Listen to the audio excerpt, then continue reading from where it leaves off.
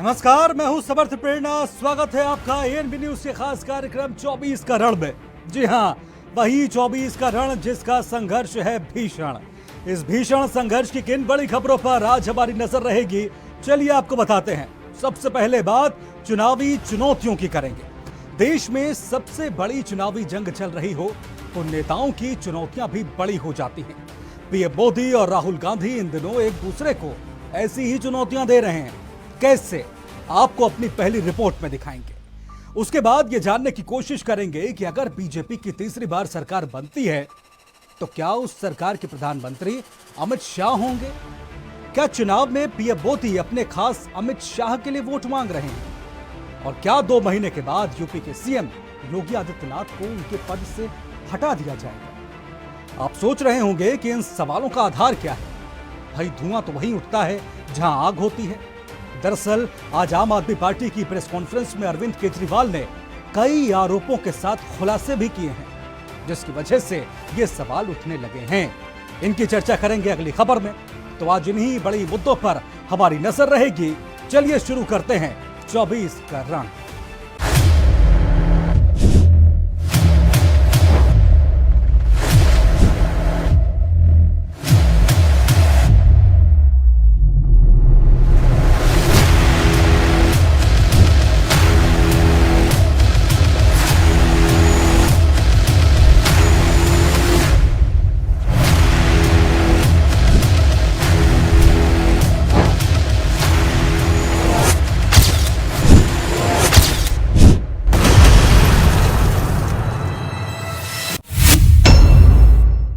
किसी लड़ाई, जंग या संग्राम में जब तक चुनौती ना मिले तब तक उसे लड़ने में मजा नहीं आता। अब चुनाव भी किसी बड़ी जंग से कम नहीं होते, जिसमें पीएम मोदी और राहुल गांधी एक दूसरे को चुनावी चुनौतियां दे रहे हैं। ओडिशा के कंधमाल में पीएम ने कहा कि कांग्रेस नेता कान खोलकर सुन लें, इस बार उसे लोकसभा में विपक्ष का दर्जा भी नहीं मिलने जा रहा।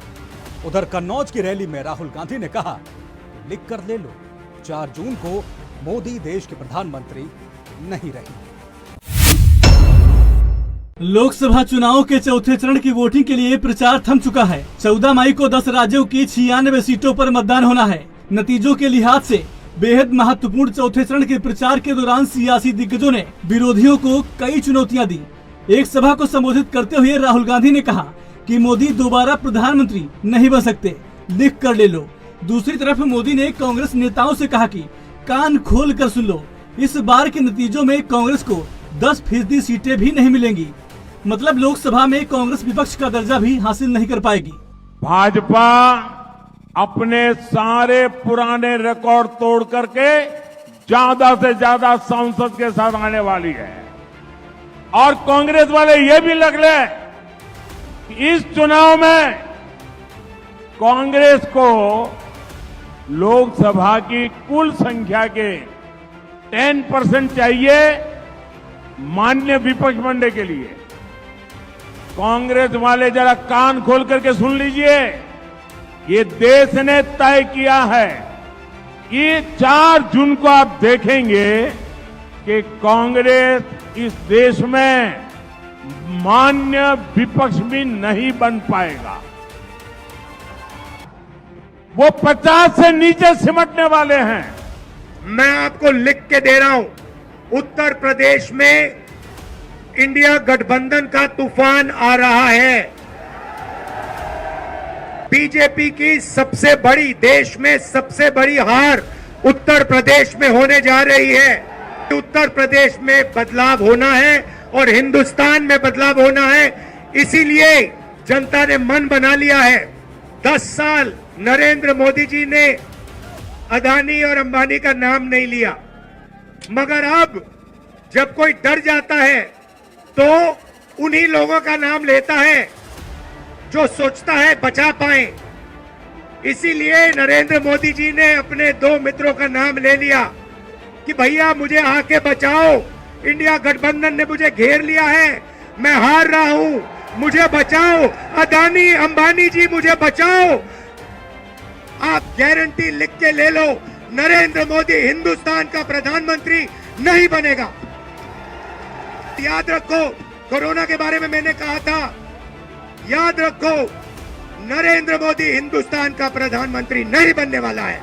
दरअसल पीएम मोदी ओडिशा के कंधमाल में एक जनसभा को संबोधित करने पहुंचे थे, जहां उन्होंने कांग्रेस पर एक के बाद कई हमले किए। पीएम ने कहा कि संसद में विपक्ष बनने के लिए लोकसभा की कुल संख्या की 10% सीटें चाहिए, लेकिन कांग्रेस के नेता एक कान खोल कर सुन लें कि कांग्रेस इस बार देश में मान विपक्ष भी नहीं बन पाएगा। भाजपा अपने सारे पुराने रिकॉर्ड तोड़ करके ज्यादा से ज्यादा सांसद के साथ आने वाली है और कांग्रेस वाले ये भी लग ले कि इस चुनाव में कांग्रेस को लोकसभा की कुल संख्या के 10% चाहिए मान्य विपक्ष बनने के लिए। कांग्रेस वाले जरा कान खोल करके सुन लीजिए, ये देश ने तय किया है कि 4 जून को आप देखेंगे कि कांग्रेस इस देश में मान्य विपक्ष भी नहीं बन पाएगा। वो 50 से नीचे सिमटने वाले हैं। ऐसा नहीं है कि चुनौती सिर्फ प्रधानमंत्री की तरफ से कांग्रेस को दी गई हो। एक दिन पहले यूपी के कन्नौज में गठबंधन की साझा रैली को संबोधित करने पहुंचे राहुल गांधी ने बीजेपी और पीएम मोदी को एक बड़ी चुनौती दी थी। राहुल ने कहा था कि यूपी समेत पूरे देश में बड़े बदलाव के संकेत दिख रहे हैं। राहुल ने कहा कि 4 जून को मोदी देश के प्रधानमंत्री नहीं रहेंगे। अपनी बात पर जोर देते हुए राहुल एक बार फिर बोले, लिख कर ले लो, मोदी अब देश के प्रधानमंत्री नहीं बनेंगे।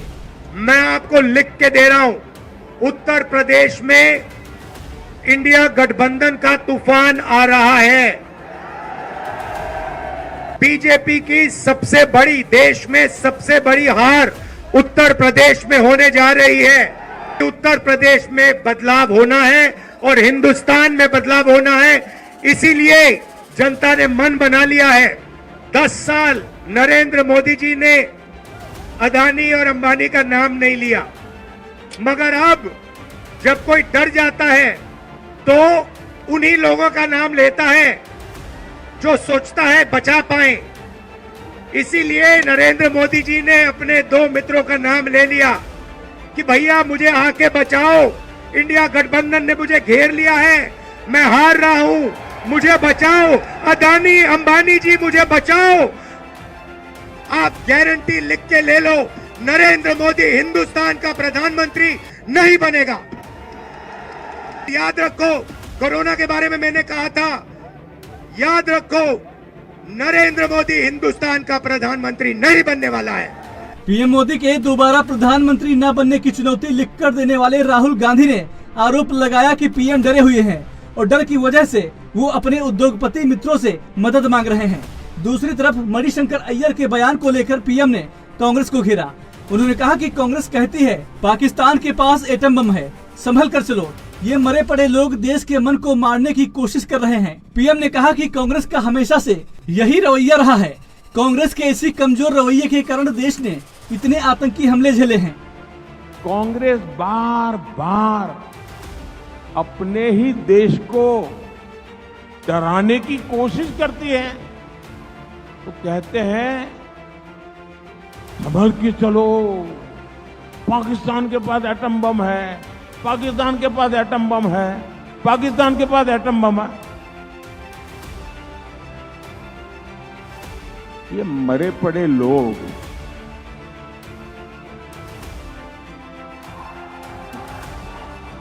ये देश के मन को भी मार रहे हैं। और कांग्रेस का हमेशा ऐसा ही रवैया है। ये जो पाकिस्तान के बम बम बम की बातें करते हैं ना, आज तो पाकिस्तान का हालात ये है कि बम को संभालना कहां, वो भी उसके बस का रोग नहीं है। अब तो वो बम बेचने के लिए निकले हैं, कोई खरीदने वाला मिल जाए। और लोगों को मालूम है क्वालिटी में दम नहीं है, वो माल भी बिकता रही है। भाइयों बहनों, कांग्रेस के इसी कमजोर रवैये के कारण जम्मू कश्मीर के लोगों ने 60 साल तक आतंक भुगता है। अदानी अंबानी जी मुझे बचाओ, इसीलिए नरेंद्र मोदी जी ने नाम लिया। अच्छा, उनको यह भी मालूम है कि अदानी जी कौन से टेम्पो में और कैसे पैसा भेजते हैं। पर्सनल एक्सपीरियंस है प्रधानमंत्री जी का, टेम्पो वाला। भ्रष्टाचार, महंगाई, बेरोजगारी, परिवारवाद, संविधान, लोकतंत्र, तुष्टीकरण जैसे मुद्दों को लेकर शुरू हुए 24 करण में अब विरोधियों को बड़ी चुनौतियां दी जा रही हैं। ये 4 जून को ही स्पष्ट हो पाएगा कि किसकी चुनौती हिट होती है और किसकी पिट जाती है। Election desk, NB news. तो पीएम मोदी और राहुल गांधी की इन चुनौतियों ने चुनाव का रोमांच बढ़ा दिया है। फिलहाल एक छोटे से ब्रेक के लिए रुक रहे हैं, लेकिन 24 का रण जारी रहेगा।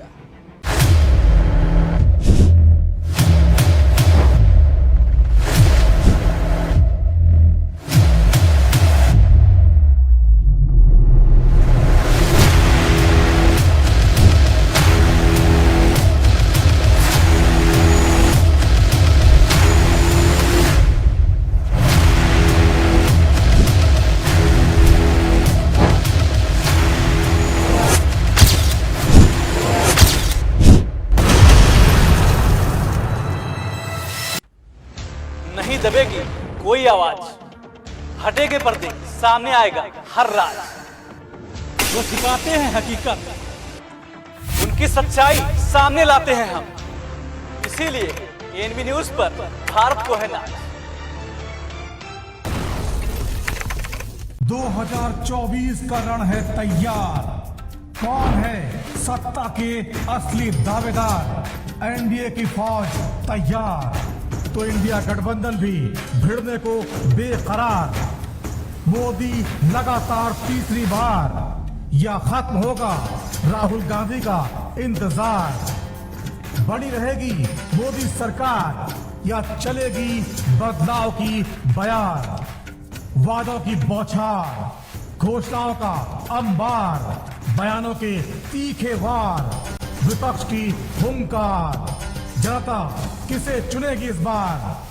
सत्ता का महासंग्राम देखिए सिर्फ एएनबी न्यूज पर।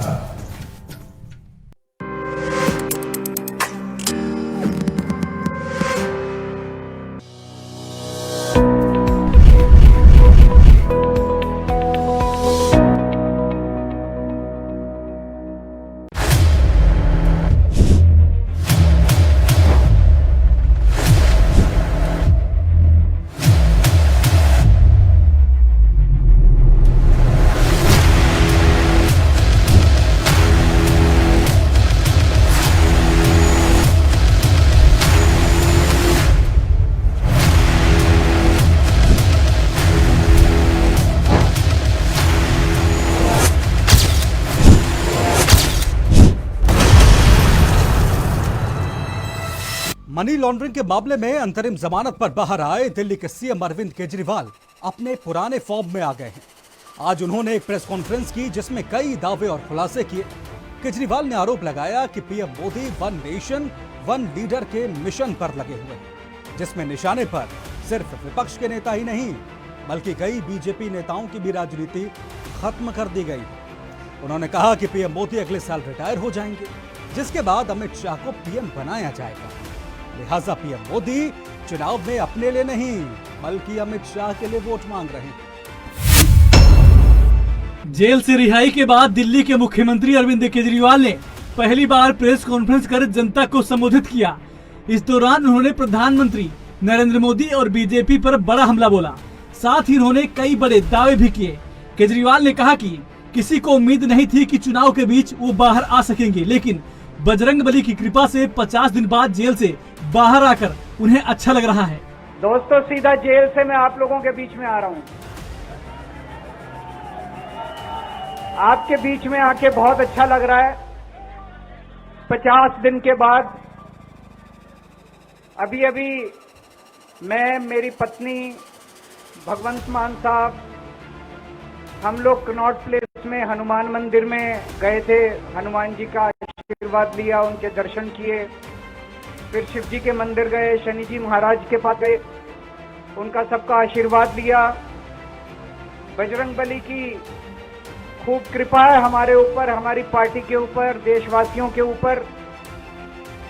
उन्हीं की कृपा से आज अचानक मैं आप लोगों के बीच में, नहीं तो किसी को उम्मीद नहीं थी कि चुनाव के बीच में मैं जेल से बाहर आ जाऊंगा, लेकिन ऊपर बजरंगबली की कृपा है, हनुमान जी की कृपा है हम लोगों के ऊपर, और चमत्कार हुआ और आज मैं आप लोगों के बीच में हूं।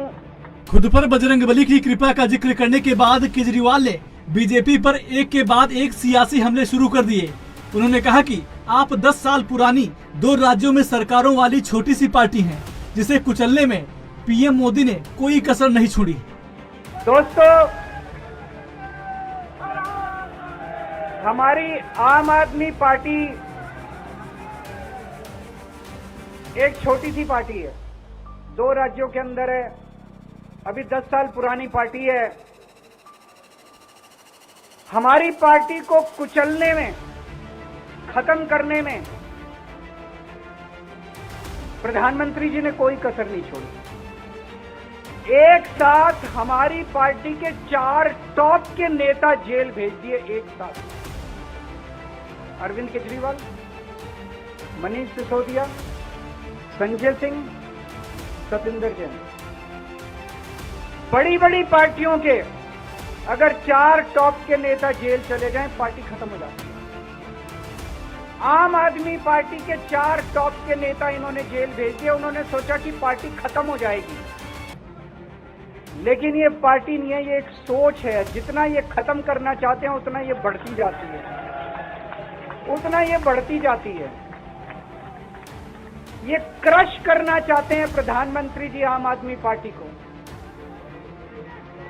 जो लोग मोदी जी से मिलने जाते हैं, वो कई लोग हमें भी जानते हैं, वो बाहर आके हमें बताते हैं कि आपके बारे में सबसे पहले मोदी जी से जो भी मिलने जाता है, सबसे पहले वो केजरीवाल की और आम आदमी पार्टी की 10 से 15 मिनट बात करते हैं।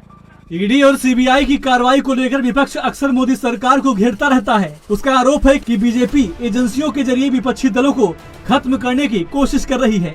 इसी आरोप को आगे बढ़ाते हुए आज अरविंद केजरीवाल ने कहा कि प्रधानमंत्री ने एक खतरनाक मिशन शुरू किया है, जिसका नाम है 1 नेशन 1 लीडर। उन्होंने आरोप लगाया कि देश के सारे नेताओं को मोदी खत्म करना चाहते हैं। अगर बीजेपी चुनाव जीत गई तो विपक्ष के सभी नेता जेल भेजे जाएंगे। एक बेहद खतरनाक मिशन चालू किया हुआ है प्रधानमंत्री जी ने, बहुत ही खतरनाक। देशवासियों को यह समझने की, अब जब मैं बोलने जा रहा हूं, समझने की जरूरत है। उस मिशन का नाम है 1 नेशन 1 लीडर। देश के सारे नेताओं को खत्म करना चाहते हैं मोदी जी, और इसको 2 स्तर के ऊपर इस मिशन को चला रहे हैं। जितने विपक्ष के नेता हैं उनको जेल भेजेंगे, और जितने बीजेपी के नेता हैं उनको सबको निपटा देंगे, उनकी राजनीति खत्म करते जाएंगे, उनको सबको निपटाते जाएंगे। विपक्ष के अंदर आज इन्होंने मनीष सिसोदिया को जेल भेज दिया, संजय सिंह को जेल भेज दिया, सतिंदर जैन को जेल भेज दिया, केजरीवाल को जेल भेज दिया, हेमंत सोरेन को जेल भेज दिया, ममता दीदी के कई मंत्रियों को जेल भेज दिया, स्टैलिन के कई मंत्रियों को जेल भेज दिया, केरला के सीएम के पीछे पड़े हैं। अगर ये चुनाव जीत गए, मेरे से लिखवा लो एफिडेविट के ऊपर, थोड़े दिन के बाद ममता दीदी जेल में होंगी, तेजस्वी यादव जेल में होगा, स्टैलिन साहब जेल के अंदर होंगे, पिनरई विजयन जेल के अंदर होंगे, उद्धव ठाकरे जेल के अंदर होंगे, जितने विपक्ष के नेता ये सारे जेल के अंदर होंगे। केजरीवाल की माने तो पीएम मोदी सिर्फ विपक्षी नेताओं की राजनीति ही खत्म नहीं कर रहे, बल्कि बीजेपी नेता भी उनके निशाने पर हैं। उन्होंने कहा कि आडवाणी, मुरली मनोहर जोशी, सुमित्रा महाजन, वसुंधरा राजे सिंधिया, मनोहर लाल खट्टर, रमन सिंह जैसे बड़े बीजेपी नेताओं की राजनीति खत्म कर दी गई है, और अब अगला नंबर यूपी के सीएम योगी आदित्यनाथ का है। बीजेपी का एक नेता नहीं छोड़ा। आडवाणी जी की राजनीति खत्म कर दी इन्होंने, मुरली मनोहर जोशी की राजनीति खत्म कर दी, सुमित्रा महाजन की, शिवराज सिंह चौहान जिसने मध्य प्रदेश का चुनाव जीत के दिया इन लोगों ने, शिवराज सिंह चौहान ने उसको मुख्यमंत्री नहीं बनाया, उसकी राजनीति खत्म कर दी। वसुंधरा राजे की जो राजनीति खत्म कर दी इन्होंने, खट्टर साहब की राजनीति खत्म कर दी, डॉक्टर रमन सिंह की राजनीति खत्म कर दी। अब अगला किसका नंबर है? योगी आदित्यनाथ, अगर ये चुनाव जीत गए, मेरे से लिखवा लो, 2 महीने के अंदर उत्तर प्रदेश का मुख्यमंत्री बदल देंगे। ये योगी आदित्यनाथ की राजनीति खत्म करेंगे, उनको भी निपटा देंगे। यही तानाशाही है दोस्तों। 1 नेशन 1 लीडर ये चाहते हैं, एक ही तानाशाह इस देश के अंदर बचेगा, एक ही तानाशाह इस देश के अंदर बचेगा। बीजेपी इंडिया गठबंधन के पीएम फेज को लेकर अक्सर सवाल करती है। पीएम मोदी समेत तमाम बीजेपी नेता मजाकिया लहजे में कहते हैं कि विपक्षी गठबंधन भानुमति का कुनबा है। अगर इनकी सरकार बनी तो हर साल प्रधानमंत्री बदला जाएगा। इन आरोपों के बीच आज सीएम केजरीवाल ने बीजेपी से खुद पूछ लिया, अगर वो चुनाव जीती तो प्रधानमंत्री कौन बनेगा। केजरीवाल ने कहा कि खुद के बनाए नियम के अनुसार 75 साल के होने पर पीएम मोदी अगले साल रिटायर हो जाएंगे, जिसके बाद अपने सबसे खास अमित शाह को प्रधानमंत्री बनाएंगे। लिहाजा वो अपने लिए नहीं बल्कि अमित शाह के लिए वोट मांग रहे हैं। मैं बीजेपी से पूछता हूं, आपका प्रधानमंत्री कौन होगा? आप लोग सोच रहे होंगे केजरीवाल क्या बात कर रहा है, मोदी जी होंगे। नहीं, मोदी जी अगले साल 17 सितंबर को 75 साल के हो रहे हैं।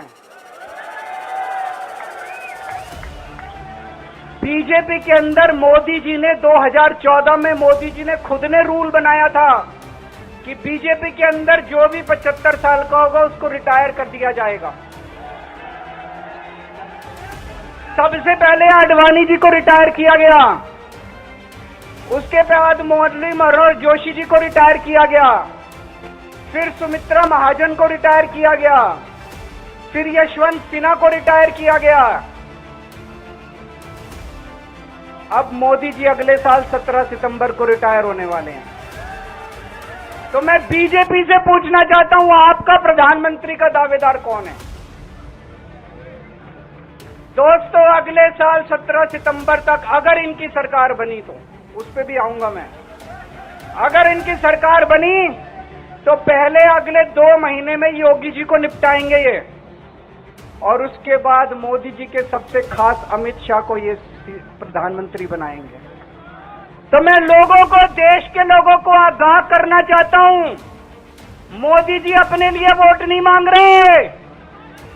मोदी जी अमित शाह को प्रधानमंत्री बनाने के लिए वोट मांग रहे हैं। मैं पूछना चाहता हूं मोदी जी से और अमित शाह जी से, ये मोदी की गारंटी पूरी कौन करेगा? क्या अमित शाह मोदी की गारंटी पूरी करेंगे? जब आप अगर जो वैसे तो मेरे को लगता है मैं भी आऊंगा उसके ऊपर, मुझे नहीं लगता इनकी सरकार बन रही है। उधर बीजेपी ने अरविंद केजरीवाल के आरोपों पर पलटवार करते हुए उनकी भाषा पर सवाल उठाए हैं। बीजेपी का कहना है कि अपने भ्रष्टाचार को छिपाने के लिए वो प्रधानमंत्री के लिए ऐसे शब्दों का इस्तेमाल कर रहे हैं। ये प्रधानमंत्री जी पर जिस प्रकार की बात अरविंद केजरीवाल बोल रहे हैं, ये अपने भ्रष्टाचार को छुपाने के लिए, जिस प्रकार छोटी सरकार बोल रहे हैं, मगर सवाल है भ्रष्टाचार तो बड़ा हुआ है। शराब के इतने बड़े मामले सामने आए हैं, ईडी ने प्रमाण सहित प्रस्तुत किया है। उनके मंत्रियों के खिलाफ जो आरोप पत्र जारी किए गए, आज तक जमानत नहीं हो रही है 2-2 महीने 3-3 महीने से। न्यायालय भी इनको समर्थन नहीं कर रहा है। तो भ्रष्टाचार को बचाने के लिए आप प्रधानमंत्री के ऊपर उल्टे सीधे आरोप लगाने से सही नहीं है, और मुझे लगता है कि न्यायालय के ऊपर भरोसा करना चाहिए। न्यायालय की प्रक्रिया में है, तो आगे जो भी होगा फैसला हो जाएगा। सर, अरविंद केजरीवाल ये भी कह रहे हैं कि वो प्रधानमंत्री विपक्षी नेताओं के जेल भेजने और बीजेपी नेताओं की राजनीति खत्म करने की कोशिश कर रहे हैं। जैसे हमारे मंत्री हेमंत सोरेन ममता बनर्जी की पार्टी को मंत्री जेल गए, अगर दोबारा जीतते हैं तो ममता बनर्जी, स्टैलिन, तेजस्वी यादव, उद्धव ठाकरे, अन्य नेता जेल में, लाल कृष्ण आडवाणी, मुरली मनोहर जोशी, शिवराज सिंह चौहान, वसुंधरा राजे, और आपका राजनीतिक करियर खत्म हो गया है। और अगर प्रधानमंत्री जीतते हैं दोबारा तो 2 महीने में उत्तर प्रदेश के सीएम भी बनेंगे। केजरीवाल को भारतीय जनता पार्टी की चिंता नहीं करना चाहिए। योगी जी या डॉक्टर रमन या शिवराज जी अपनी मेहनत से आगे बढ़े हैं, और पार्टी ने 15 साल मुख्यमंत्री बनाया, और आज विधानसभा अध्यक्ष की हैसियत से मैं अपने दायित्व का निर्वहन कर रहा हूँ। शिवराज जी लोकसभा के चुनाव में लड़ रहे हैं और आगे बड़ा दायित्व उनको दिया जाएगा। जहाँ तक सवाल योगी का, तो योगी ने जो चमत्कार किया है उससे लोग डरते हैं योगी से, और उत्तर प्रदेश में उनको बदनाम करने की कोशिश करते हैं, मगर यूपी में पूर्ण बहुमत के साथ जीतेंगे। देश में मोदी जी 400 पार का जो बात है वो धरातल पे सच्चाई है। सर, अरविंद केजरीवाल ने जेल से आते ही दिल्ली को पूर्ण राज्य का दर्जा दिए जाने की बात की है। 50,000 के मुचलके पे छूटे अरविंद केजरीवाल, जो एक फाइल पर सिग्नेचर नहीं कर सकते, दिल्ली सचिवालय में जा नहीं सकते, उनसे इस तरह की बयानबाजी की ही उम्मीद की जा सकती है। दिल्ली को ठगने का काम अरविंद केजरीवाल ने किया है, दिल्ली को लूटने का काम अरविंद केजरीवाल ने किया है। इसलिए पैरोल पर छूटे अरविंद केजरीवाल ये सोचे कि 1 तारीख के बाद क्या होना है। इसके साथ ही आप लगातार सीएम पद से इस्तीफा देने की मांग कर रहे थे, लेकिन उन्होंने बताया कि क्यों इस्तीफा नहीं दिया था। पहले 50 दिन की सरकार में इस्तीफा दे दिया था। वो दिल्ली से जो शासन है गैर तरीके से, उसको खिलाफ लड़ाई लड़ रहे हैं। इस्तीफा नहीं देने का कारण सिर्फ एक है, वो जो राजमहल, उसका मोह उनसे नहीं छूटता। अगर जरा सी गैरत होती, अगर जरा सी भी आंखों में शर्म होती तो अब तक इस्तीफा दे चुके होते। एक मुख्यमंत्री जो एक फाइल शेयर नहीं कर सकता है, सचिवालय में घुस नहीं सकता, काहे का मुख्यमंत्री है जी वो। जमानत पर बाहर आए अरविंद केजरीवाल पूरे फॉर्म में हैं। वो चुन कर बीजेपी और खास तौर पर पीएम मोदी पर हमला बोल रहे हैं। देखना होगा कि केजरीवाल के प्रचार में उतरने से विपक्षी खेमे को कितनी मजबूती मिलती है। Election desk, ANB news. तो केजरीवाल के आरोपों पर बीजेपी की सफाई भी सामने आ गई है। पार्टी अध्यक्ष जेपी नड्डा ने कहा है कि आएगा तो मोदी ही और रहेगा भी मोदी ही। 24 का रण में हमारे आज के एपिसोड में फिलहाल इतना ही। मुझे दीजिए इजाजत, लेकिन हर चुनावी अपडेट के लिए आप बने रहिए एएनबी न्यूज के साथ। नमस्कार।